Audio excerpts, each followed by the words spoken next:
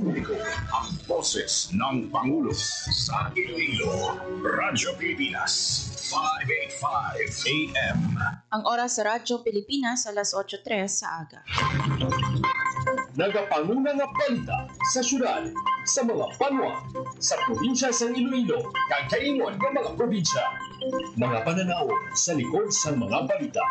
Inyong mabatian sa Radyo Pilipinas Iloilo News. Mga balita na magasukata sa inyong naaga. Ginbantayan, ginsunod, gintipon sa Radyo Pilipinas Iloilo News Team. Gikan sa hulot balitaan. Diretsyo sa inyong palamatinan. Yari nga! Radyo Pilipinas Iloilo News.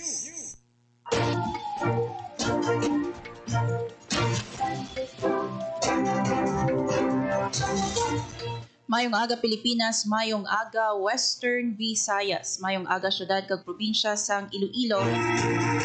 Adlaw sang Sabado, June 21, 2025. Ako ang inyo tagbalita kada Sabado, Hope Torrechante, kagining Radyo Pilipinas Iloilo News. Kagkaron sa mga headlines. Confirmed Mpox cases sa Iloilo City, yara na sa 8 suno sa City Health Office. Kapis, may kaso na sang Mpox. 46 ka uswag scholar nga may Latin honor ginpasidunggan. More power, gin-energize na ang Arevalo Mobile Substation. Police Brigadier General Josefino Ligan magapungko na bilang bag-o nga direktor sang Police Regional Office 6. Kag mega job fair sang Peso Iloilo sini nga tuig lauman sa Hulyo 18.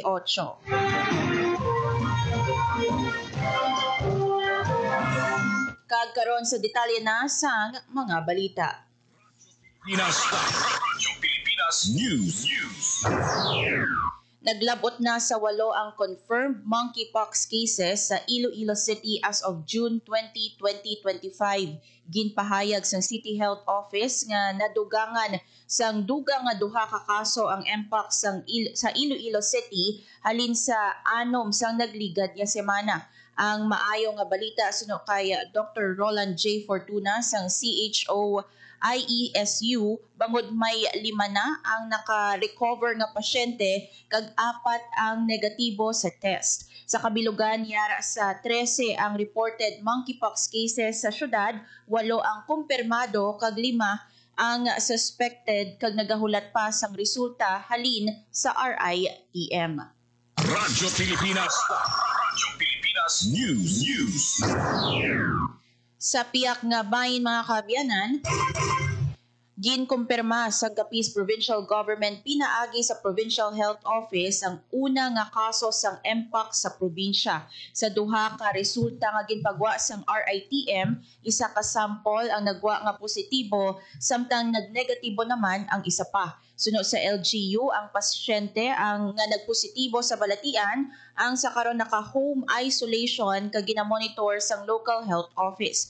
Nagpali naman ang halos tanan nga skin lesion sang pasyente kag na-trace naman ang mga na-identify nga close contact. Sa piyak sinigin pangabay sang provincial government, ang mga kapisnon nga magpabilin nga kalmado, magkooperar kag sundon ang minimum health standard kaangay sang paghugas sang kamot, pagsuksok sang mask kag paglikaw nga magka-close contact sa mga tawo nga may rashes o kon hilanat. Radyo Pilipinas News. Nagbaton sang pasidungog ang 46 ka mga uswag scholar nga nag-graduate nga may Latin honors subong nga tuig. Personal nga ginpanginbulahan ni Iloilo City Mayor Jerry Trenya sa mga scholar sa ila nangin kadalagan matapos nga makaangkon sang Latin honors sa nagkalain-lain nga mga bulutuan. Sa ila pagbaton sang certificate may cash incentive man nga ginhatag ang alkalde sa mga ini sa ginhiwat nga programa sa Iloilo City Mayor's Office. Ginpanginbulahan ni Trenyas ang pagpanikasog sa mga estudyante kag ila ginikanan agud masuportahan ang ila nga pagtuon. Radyo Pilipinas. Radyo Pilipinas News.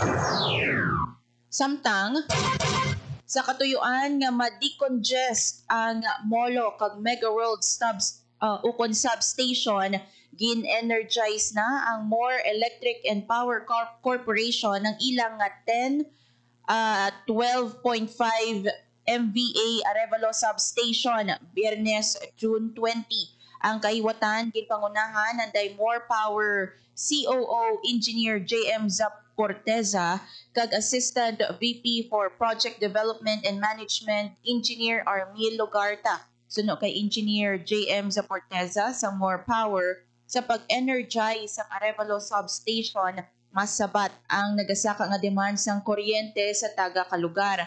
Pinaagi man sini maganhaga ng scheduled power interruption sa distrito sang Arevalo kag mapabaskog ang overall system reliability. Ang Arevalo Substation may ara sang state-of-the-art SCADA system nga fully integrated sa Diversion Control Center sa More Power. Sa pag-energize sa Arevalo Substation, ginsayloman sang More ang masobra 11,000 nga konsumidor nga una nagaangot sa Molo kag Mega World Substation. Radyo Pilipinas. Radyo Pilipinas News. Ginkumpirma sa Police Regional Office 6 nga gin-amend sang Camp Crame ang nauna nila nga order sa nga magapungkong opisyal sa Police Regional Office 6. Sa baylo si Police Brigadier General Josefino Ligan ang magapungko bilang Regional Director sang Police Regional Office 6. Si Police Brigadier General Ponce Rogelio Peñones Jr. nga una ginmanduan nga magapungko sa PRO 6 ang gin-assign sa Police Regional Office 2. Radyo Pilipinas. Radyo Pilipinas News. Sa pagtutok sang Iloilo Maritime Police Station sa kampanya kontra smuggling, naglabot sa 5.1 million pesos nga balor sang smuggled cigarettes ang nakumpiska sa duha ka operasyon sa Barangay Takas Haro, Iloilo City. Sa unang operasyon nadakpan sanday Ronilo Sanchez kag Mark Delgado matapos baligyaan sang kapulisan sang sigarilyo. Natigayon nga makumpiska ang 342,000 pesos nga balor sang smuggled cigarettes matapos madiskubrihan sang kapulisan kung diin ang source sa mga suspect. Nagpakig-angot sila sa Bureau of Internal Revenue para magpatigayon sang inspeksyon sa gahom sang mission order. Dito nakumpiska sang kapulisan sa warehouse ang kinarton-karton nga sigarilyo na nagabalor sang 4.8 million pesos. Wala naman sila sang napakita nga dokumento nga lehitimo nga ginabaligya nila sa sigarilyo. Sa pag-imbestiga sang kapulisan, isa ka Chinese national ang nagarenta sa nasambit nga warehouse. Ang mga suspect nagapangatubang sang kaso nga paglapas sa Republic Act 10863 ukon ang Customs Modernization and Tariff Act. Radyo Pilipinas. Radyo Pilipinas News. Mega Job Fair sa Peso Iloilo City sini nga tuig lauman sa July 18. Hiwaton sa July ang Mega Job Fair sa Public Employment Service Office Iloilo Province. Sa July 18, kapin 6,000 ka local kag 3,000 ka overseas jobs ang igatanyag sa job fair sa Robinson's Haro alas 9 sa aga tubtub alas 3 sa hapon. May ara sa mga on-the-spot interview kag may mga government assistance booth man nga ipahamtang sa Mega Job Fair. Nagapang-agda ang Peso Iloilo Province nga magdala sang madamo nga kopya sang resume kag magsuksok sang nagakaigo nga panapton. Radyo Pilipinas. Radyo Pilipinas News. Samtang isa ang Central Philippine University sa Iloilo City sa 14 ka local testing centers para sa 2025 bar examination sa Setyembre kung madumduman sang 2022 kag 2024 bar examinations nangin testing center man ang Central Philippine University. Radyo Pilipinas. Radyo Pilipinas News. Ang oras sa Radyo Pilipinas sa alas 8:13 sa aga. Radyo Pilipinas. Radyo Publiko. Radyo Pilipinas. Sa aton nga pagbalik dugang nga mga impormasyon kag balita bantayan sa Radyo Pilipinas Iloilo News. Time to celebrate kulturang Pinoy. Tradisyon, musika, sining, literatura, at iba pa. Anything and everything fun and Filipino. Ito ang Pinoy Kultura. Naalala ko, nung bata pa ako nung namamasyal kami sa Fort Santiago sa Intramuros. Ito ay ginawa noong 1571 bilang kuta o fortress ng Spanish governor na si Miguel Lopez de Legazpi. Isa ito sa mga napaka-importanting historical sites sa Maynila.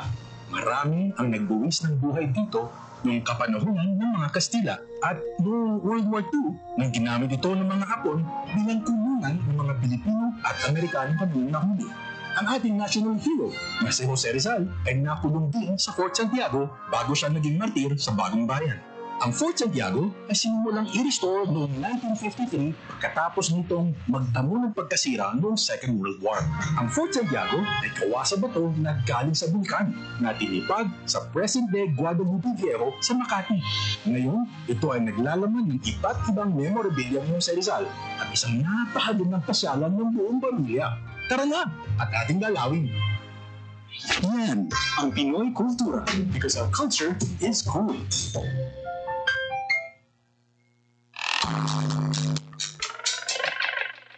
Marami na naman nagkalat ng mga red flag at kung ano-anong kwento ang ating nababalitaan. Ikaw naman tong share ng share para ipakitang mali sila. Kung gusto mong katotohanan ang mga iwasan mag-share ng red flag contents at ituon ng pansin sa mga balitang katotohanan lang ang nakaulat. Tiyakin ang katotohanan. Fake news ay labanan. This is a public service announcement by the Presidential Communications Office and the Presidential Broadcast Service.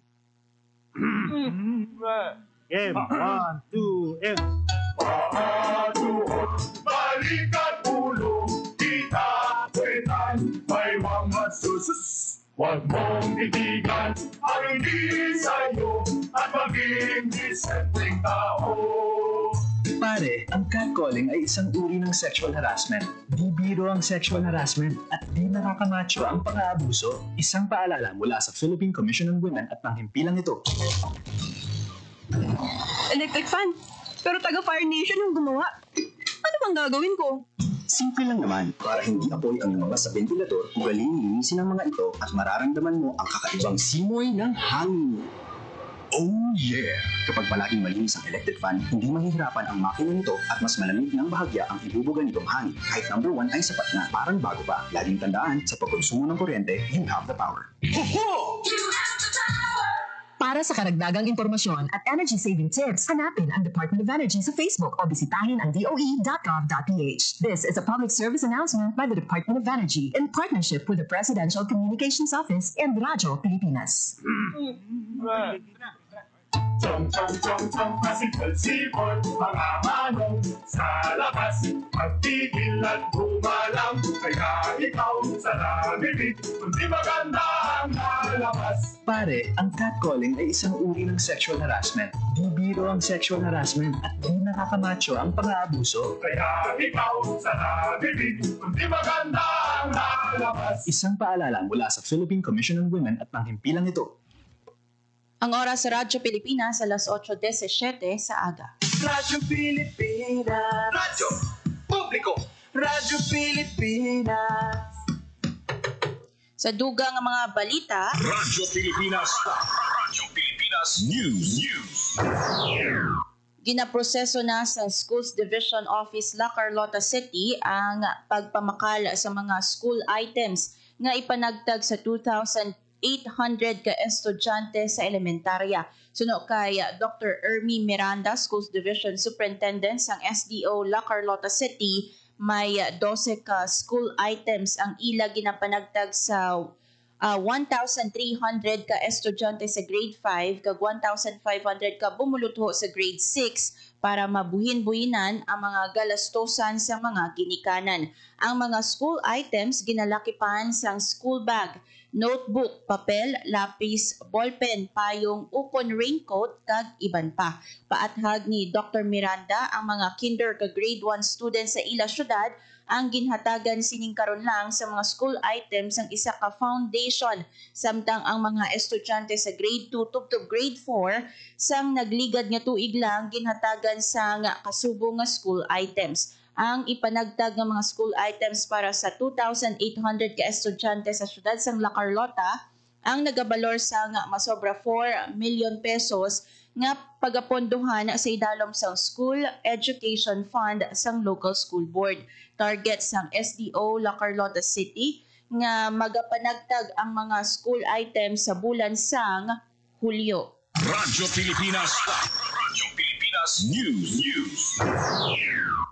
Sa piyak nga bahin ginlunsar na sang Commission on Population and Development Western Visayas ang bag-o nga bersyon sang Alam Na, ang mobile app para suportahan ang health kag development needs sa mga pamatan-on sa Reyon 6. Sa Alam Na 3.0 ginpasalig sang CPT-6 nga mas interactive ini pinaanggi sa duha ka una nga bersyon bangod sang ginpanami nga user interface. Lakip sa mga pinakaulihi nga upgrade sa app amo ang Integrated Information and Service Delivery Network sa diin ang mga pamatan-on sarang na makakonect direkta sa mga trained service providers para sa mga basic reproductive health services kag counseling.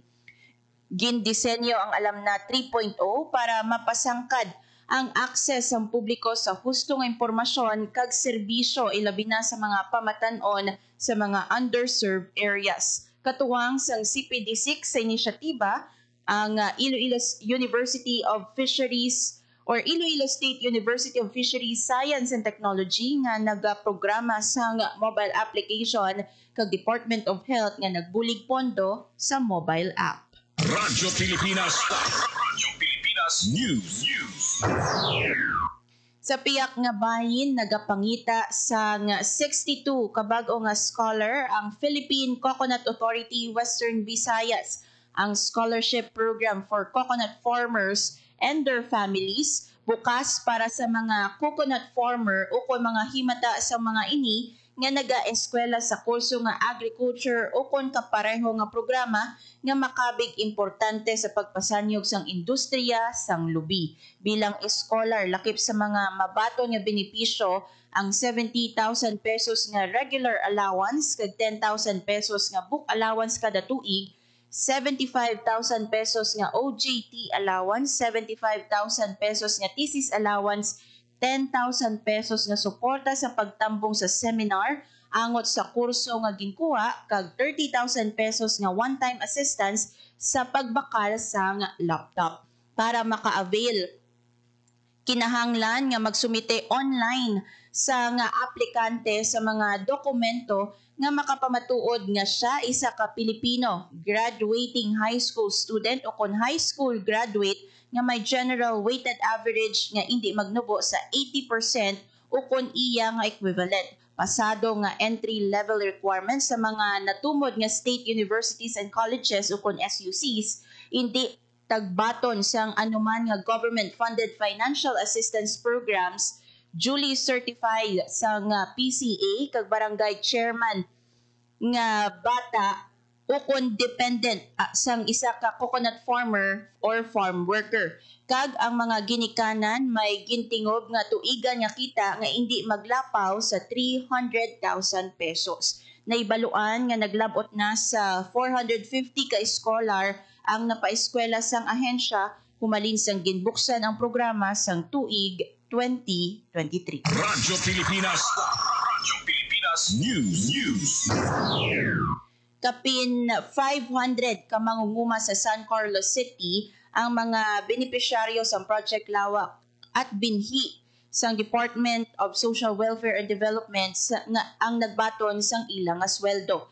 Ang mga benepisyaryo nga katapo sang pulo ka asosasyon sang mangunguma kag nagtrabaho sang 20 ka adlaw humalin sang Abril 28 tubtob Mayo 28. Kada isa ang nagbaton sang 9,600 pesos bilang bayad sa ila pag-obra sang 500 square meter small farm reservoir. Ang mga SFR magaserbe nga water storage systems agod magsuporta sa ilang mga vegetable garden. Magluwas diri ginpanagtagan man o kon ginpanagtagman nga binhi sang mga utanon kag kada asosasyon ang nagbaton man sang 4,000 ka tilapia fingerlings para sa ilang aquaculture reservoir. Radyo Pilipinas News. Importante gid ang right timing sa pag-apply sang abono sa pananom kasubong sang humay.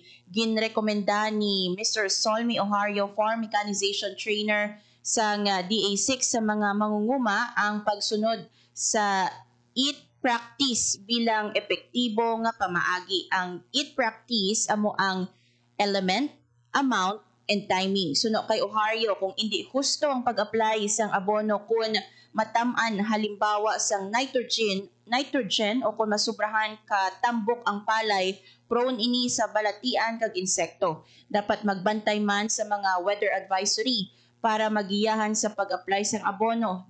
Dugang ni Ohario ang water supply partner gid sang mangunguma sa pag-apply sang abono kag dapat nga madugangan ang ila ihibalo sa pag-timing. In kaso nga hindi mag-ulan, bentaha man kun may alternatibo nga kuhaan sang tubig. Dapat man nga masami, mag-obserbar kag magpanilag sa lakat sang panahon. Radyo Pilipinas News. Samtang ginaengganyo gid ang mga mangunguma nga ipaidalom sa soil test ang duta sa ila talamnan para sila ang magiyan sa pag-apply sang nagakaigo nga abono sa ila humay.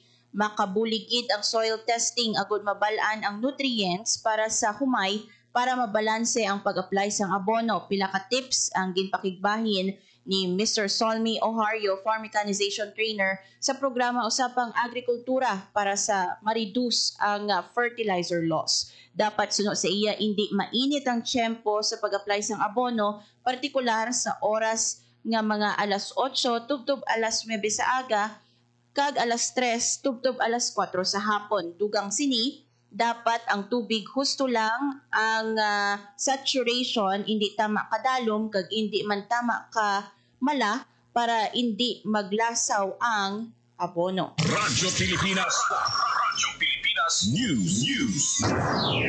Kag sa katapusan nga balita, nagtililipon ng mga stakeholders sa Iloilo City agud talakayon ang water security sa Western Visayas. Ang Water Dialogue 2025 nga may tema Water We Waiting For ginupdan sa mga pampubliko kag pribado nga sektor sa pagpanguna sang Iloilo Business Club Incorporated, Aboitiz Infra Capital kag Regional Development Council.